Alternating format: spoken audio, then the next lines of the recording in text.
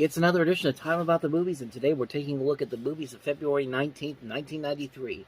We got 4 movies to look at today, so let's go ahead and jump on into it. We'll start off with what is easily one of the best movie that came out this weekend, and that is the third installment of the Evil Dead franchise, the most questionable one of the Evil Dead franchise, some would say, but there's a lot to really appreciate about this movie, and we're going to delve into that, but first, here is the trailer for Army of Darkness.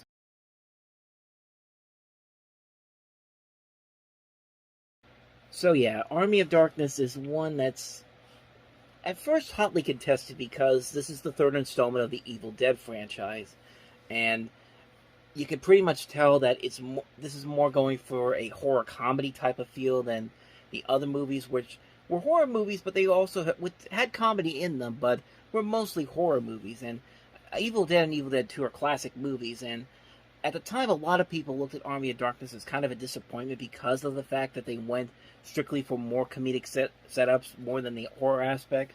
But honestly, that's what kind of makes it so special. I don't think it's as good as some of the other movies were, but this is still a really fun movie. That trailer, I can always go back and watch that trailer all the time because there's just so many great moments in there that are in the movie, and it's Bruce Campbell, man. Bruce Campbell he just has the right attitude for this role. He is Ash Williams, and when he's on screen as that character, everything's just wonderful. Everything's coming up Millhouse, as you would say. But as you would say, what am I even saying? But you get the idea. Like every time that Ash Williams comes on screen, everything is just great. Like Bruce Campbell is just going to put in all the effort that he can, put in a great over-the-top but serious performance, and this movie does not disappoint on that level. Like, he is fantastic in this. He plays multiple roles in here. The comedy is brilliantly funny. It's so ridiculously stupid, but it's hilariously funny. The final action scene of the movie, where they're fighting the skeletons and Ash has got to face the evil version of himself, it's one of the funniest climaxes, one of the funniest fights you will ever see. Like the way that Ash defeats the evil Ash is a moment that is so hilarious, so over the top, so insanely funny. You got to watch it over and over again. Like, you got to have the right mindset to really appreciate this movie. And it's just a ton of fun all around. Like, I love these characters that they have in here. I love the concept. The comedy is so funny. The action sequences are very fun. The horror aspects are pretty good too. The visuals are outstanding. Really, I will say it's not on the same level as Evil Dead 1 and 2, but it's still an incredibly fun movie. I love it a lot. It's a movie that, honestly, I go back to slightly more than I do with the other Evil Dead movies, even though I like those movies a lot better. This is the one that I usually watch a lot, specifically for the insane, over-the-top comedy that's in here. It's just an amazing movie all around. I can't really recommend this movie enough. Army of Darkness, just a fantastic film. If you haven't seen it, if you're looking for some good, fun, over-the-top laughs, this movie is the perfect movie for you. Go ahead and check it out. You will not be disappointed by it by any means. So yeah, that's Army of Darkness. Let's go ahead and move on to the next movie, and that is John Turturro in a movie that he wrote and directed as well, Mac.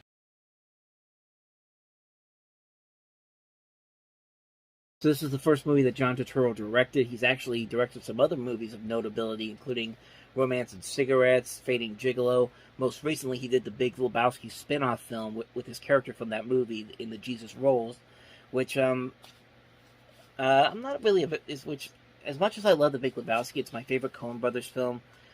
I will say that the Jesus Rolls is not a very good movie overall, but we'll get to that one eventually down the road when we eventually get to 2019, which will be a while. But let's talk about this movie here, and really, I say let's talk about it, but I haven't seen it. I really didn't even know it even existed until I did the research on this. I didn't even know that John Turturro actually directed this movie, but it's a movie that looks pretty interesting. It looks like a very good film. I mean, John Turturro has proven before that he can be a really good director.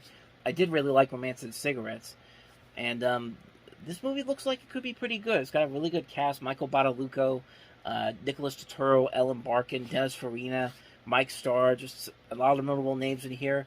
So it could be a really good movie. Like I said, I haven't seen it. I can't really comment on it too much, but my interest is definitely peaked. So I am curious to check it out one day. Maybe not anytime soon, but one that I might definitely check out if I ever see it out in the open. So that's Mac. Let's go ahead and move on to the next movie, and that is Like Water for Chocolate.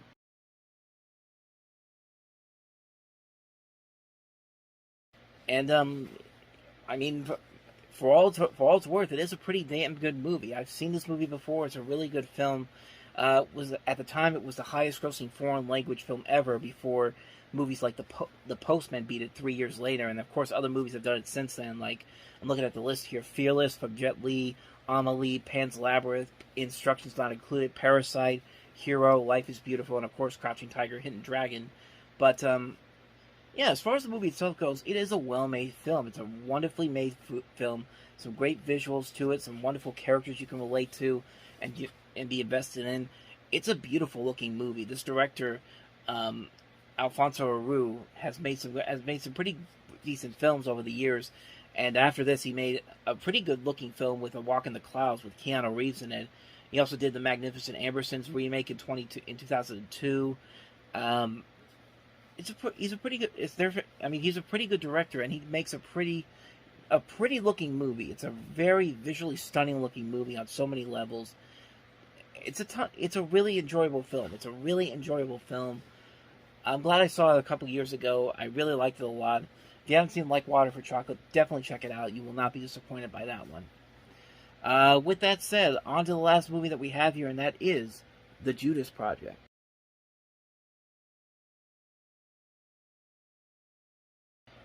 So yeah, that's a movie that exists. This was released in February of '93 by Good Times Entertainment, the company that's been notoriously known for releasing those terrible animated Disney knockoff movies. You know the ones I'm talking about, the ones that your grandmother used to get you because she thought it was it was actually the Disney movie, but it was the cheap knockoff version. That same studio actually put this out, and they didn't do a whole lot of theatrical releases during the time period, and when they did, the end result was not usually very good. I think the only other one that I know came out in theaters was the Rudolph the Red-Nosed Reindeer movie in '98, and that movie didn't do very well and has been largely forgotten. But this movie here, this is a movie that basically shows a fictional retelling of the story of Jesus if it had occurred in the late 20th century, which is not a bad idea. It could be a very interesting concept, but not with the way that this movie looks. This movie does not look like it's anything all that interesting or exciting. They just it looks like they made this movie just to cash in on the Christian movie audience that wasn't really there at the time this came out. But of course nowadays they make these movies for mostly the faith-based audiences, and they've proven to be successful. And but this movie came out way before then, and I think a lot of people really noticed it right away. And I don't know if I said this before, but this came out. This was actually made in 1990.